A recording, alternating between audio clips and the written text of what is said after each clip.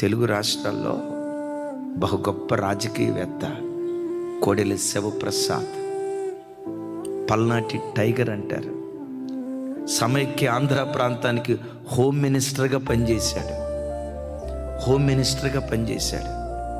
ఆంధ్ర ప్రాంతం విడిపోయిన తర్వాత ఆంధ్ర ప్రాంతానికి మొట్టమొదటి అసెంబ్లీ స్పీకర్గా పనిచేశాడు.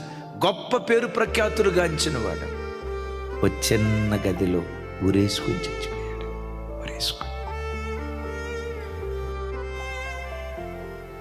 పేదల పెన్నిది అని పేరుగాంచినటువంటి వైఎస్ రాజశేఖర రెడ్డి గారు, ఆయన మరణం కళ్ళ ముందు అట్లా మెదిలాడితే, ఛీ ఇంతే కదరా జీవితం, ఎందుకు ఈ జీవితం కొరకు పరిగెత్తేది?